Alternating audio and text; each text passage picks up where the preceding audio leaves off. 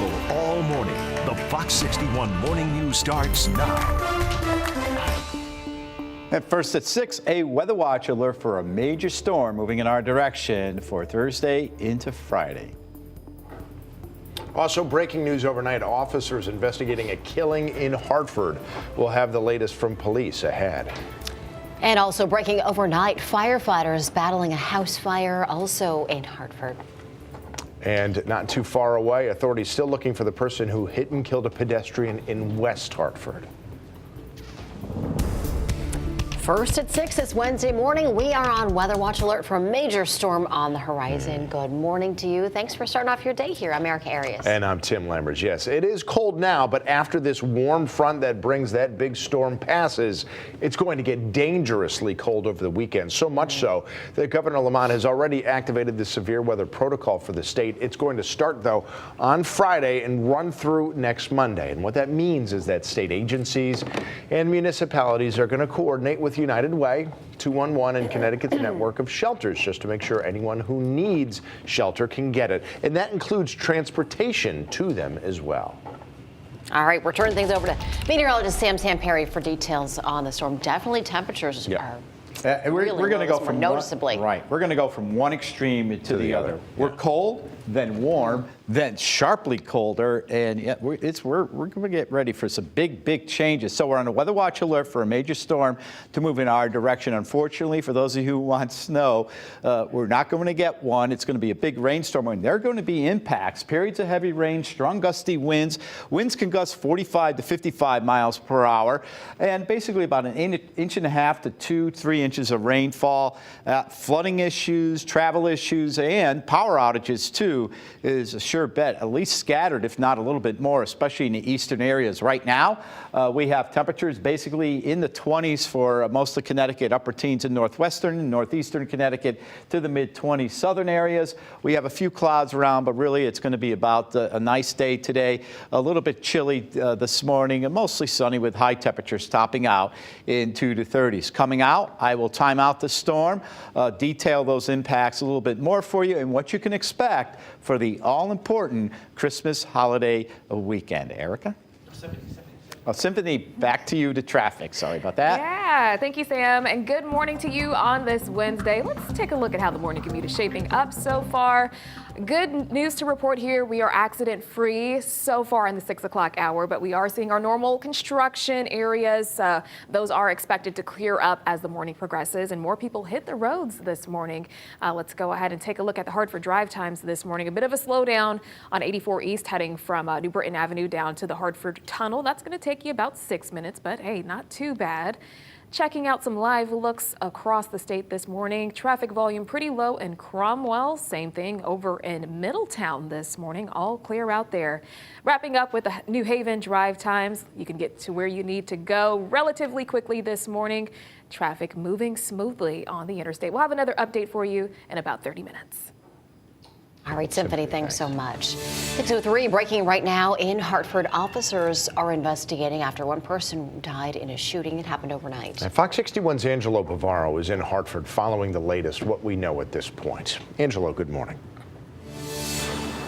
Tim, Erica, good morning. We just wrapped up a press conference with the public information officer at the Hartford Police Department. He did confirm that the victim was a male in his early 20s. And he also said this was a clearly targeted attack. As we speak, the investigation still ongoing into what exactly happened here. But this scene right here behind me, this is where police responded just before 2 o'clock this morning. This is Canton Street at Donald Street, and police say they got on scene to find that victim who had been shot hanging out of the passenger side of a car. Police also adding that the car he was in was stolen. This marking the capital city's 39th homicide of the year. That passes last year's total of 34 homicides, and it's a number police say they have not seen in quite a while. As for what's driving many of these homicides, police say it is a lot of personal disputes. We're seeing personal disputes all over the place, and how do you combat that? I said it before, people have a disagreement, they pick up a gun and they shoot. We can't be in apartments, we can't be in hotel rooms, we can't be everywhere at once. It's unfortunate. a lot of our suspects in these homicides that we've arrested, you've come to find out they've had many violent arrests. Hartford Police has done their job over and over and over again, as well as any other departments. It's just it's a battle everybody's fighting right now. And again, the investigation into what led up to this shooting by Canton Street, that is still under investigation, of course, as we get any updates about what exactly happened here. We'll pass those along to you at home. Reporting live in the capital city this morning, I'm Angelo Bavaro, Fox 61 News. Angela, thank you. We will check back throughout the morning. Meantime, we're also following breaking news coming out of New Haven from overnight. A house destroyed by a fire. It happened on Howard Avenue, and a lot of people living inside the home are now without one this morning. We're checking in with Fox 61's Brooke Griffin. She's live in New Haven with the latest. Brooke, good morning. Well, good morning. This fire is now out and contained, but fire investigators are now here working to find out how and why exactly this house went up in flames this morning. The New Haven Fire Department was called out to Howard Avenue for reports of a fire just around 2 o'clock this morning. When they arrived, they found massive flames shooting out of both floors of the home, of which you can see in this video here on your screen. The New Haven Fire Twitter page says there were people trapped inside the home on the second floor, but they were able to get them out. Now, there's no word on how many people were trapped or if they have any injuries from that fire, but the house is unfortunately a complete loss, and firefighters have spent more than an hour sifting through the remnants on the first floor and making sure all of the hot spots have been put out at this time. The fire marshal is here investigating to hopefully get answers as to why this house started to burn. Right now, they do not know the cause. And right now, Howard Avenue is closed between 3rd and 4th Streets. It is something that they have been working to reopen, but it is very icy right now with all of the firefighters working to put out that fire. A lot of that water got onto the street, so it did turn over to ice. So if you do live in this area, just make sure that you are being very careful once they reopen the road. Live in New Haven, Brooke Griffin, Fox 61 News. Okay, Brooke, thank you for that. And we have even more breaking news to tell you about here from overnight in Hartford. There's a fire at a multifamily home in the northeast section of the city. Here's what we know. So far, crews have been there on Martin Street since 3 a.m., where it appears most of the damage is on the second floor.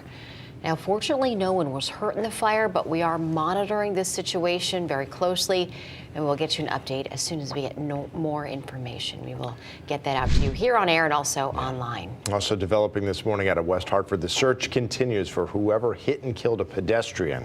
We know it happened around 5 o'clock last night near the intersection of Boulevard and Whiting Lane there in West Hartford. And unfortunately, we don't have a lot to go on at this point. Police could only say they're looking for a white sedan of some kind. And we're also working this morning to find out more about the victim. That area really doesn't have enough street lights. I know I've driven down there. It's very dark. Well, this morning, the West Hills community in New Haven continues to heal after a teenage boy was shot and killed while riding his bike on Valley Street. Police said 16-year-old Joshua Vasquez was killed in that shooting Monday. Police said a car pulled up next to him. There was a brief interaction, and then somebody in the car shot him before driving off. Police said they tried to save Vasquez after finding him. They rushed him to Yale New Haven, but that's where he died. They said Vasquez was also a frequent volunteer at the West Hills Community Center. Joshua was a gentle person. I don't want anyone to misconstrue who this young man was. He was a caring and a loving person. This community is completely broken. Family's broken. I'm broken. Vasquez was also a student at the Metropolitan Business Academy. If any of you out there have information on who shot him, please call the New Haven Police Department.